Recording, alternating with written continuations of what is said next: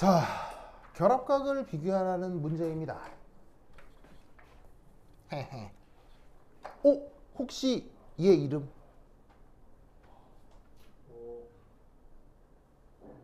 오, 그렇지. 바로 얘 이름은 황산이겠죠.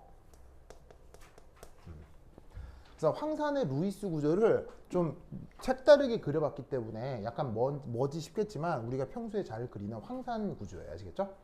그래서 황산에서 어떻게 되냐면 황에 이런 식으로 이중결합 산소가 두 개가 붙어 있죠. 그리고 OH가 단일결합으로 이렇게 결합이 돼 있다 이런 말이에요. 알겠죠? 그런데 이때 이 단일결합 자리에 뭐가 붙어 있을 수 있냐면 다른 탄소들, 다른 탄소 사슬들이 붙어 있을 수 있다 이런 얘기인 거죠. 아시겠죠? 그럴 때 그 결합 길이를 살펴보았더니 요래 되더라. 그럼 이때 이 결합 길이 변화를 설명해 볼 수 있겠느냐라는 겁니다. 아시겠죠?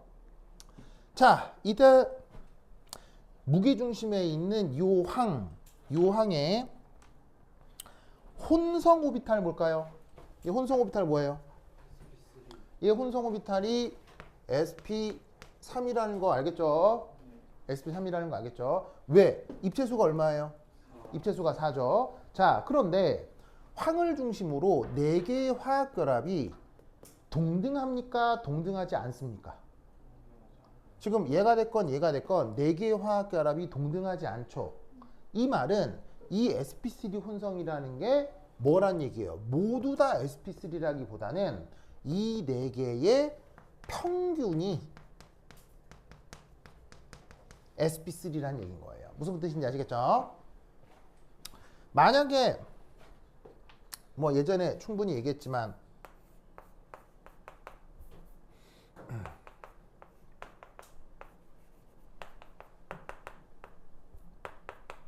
자, 이렇게 되면 얘도 sp3잖아요. 그런데 이 경우는 4개의 화학결합이 어때요? 4개의 화학결합이 완벽하게 동등하죠. 이럴 경우는 이 4 화학결합 모두 다 아주 이상적인 sp3를 이루게 된다고요. 그런데 동등하지 않을 경우는 어떻게 되는 거예요? 그 sp3가 평균적으로 어디는 많을 수 있고 어디는 좀 적을 수도 있고 뭐 그렇죠. 그래서 이제 지금 이 상황에서 sp3라고 하는 건 평균적인 상황이다. 여러분 알겠죠? 그런데 이때 붙어있는 치환기를 보면 상대적으로 여기는 산소인데 탄소고 이렇죠? 그러면 이때 어떤 생각을 할 수 있냐면 여기 있는 이산소 상대적으로 전기음성도가 어때요? 전기음성도가 가장 크다 라고 생각할 수 있겠죠. 반면에 그것에 대해서 여기 있는 이탄소 얘는 전기음성도가 가장 작다라고 생각할 수 있겠죠.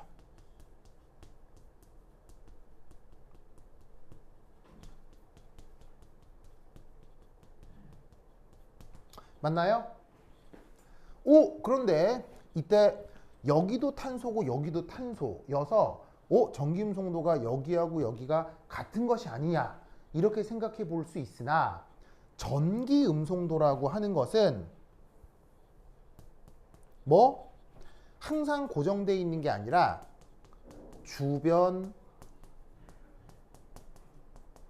화학 결합의 영향을 받습니다.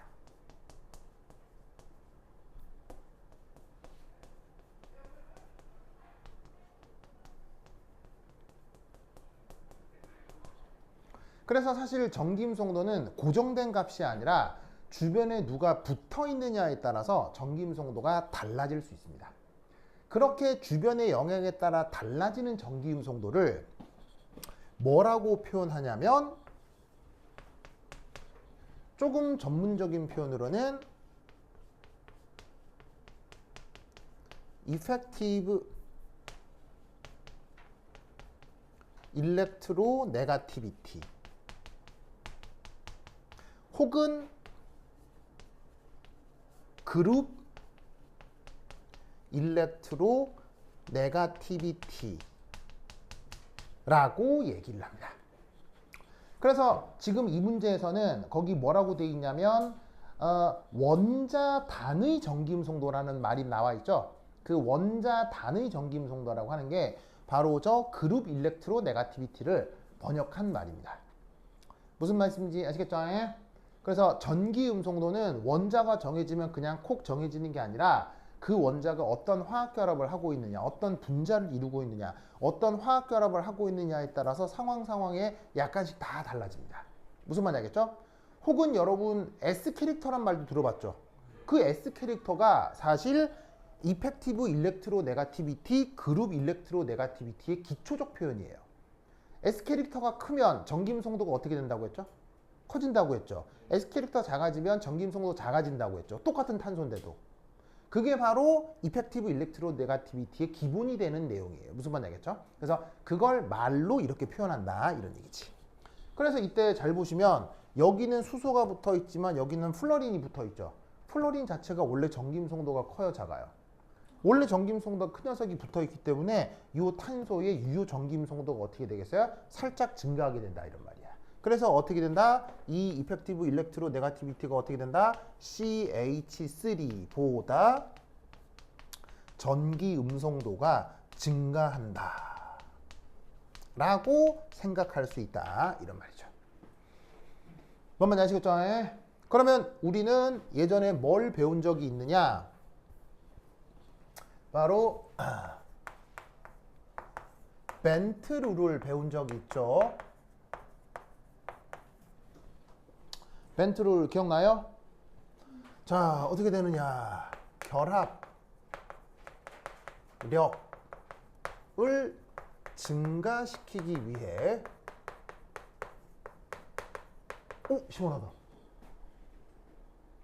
오, 시원하다. 오, 작동되는 것 같다. 좋다.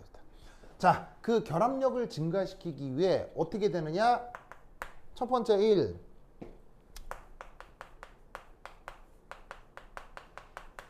전기 음성도가 큰 치환기는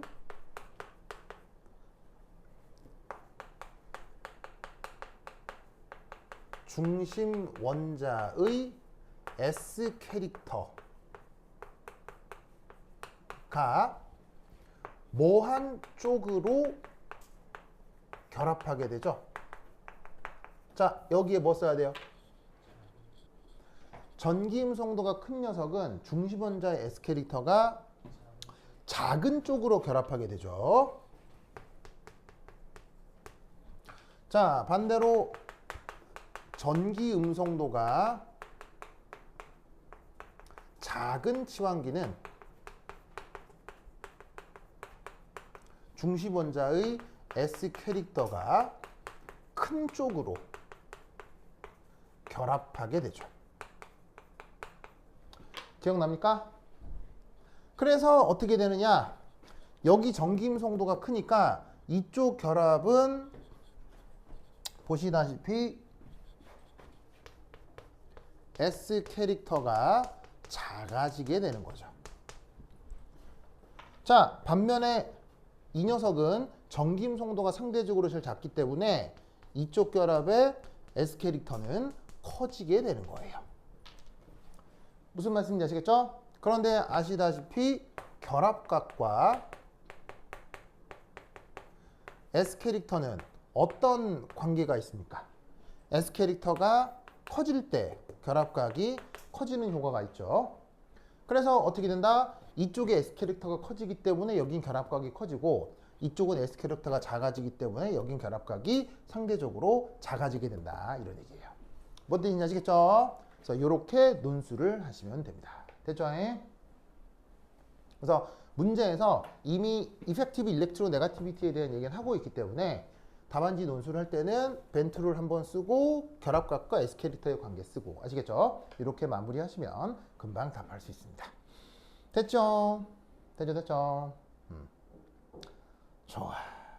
자, 그 다음 3번. 자, 3번 해보세요. 바로 3번.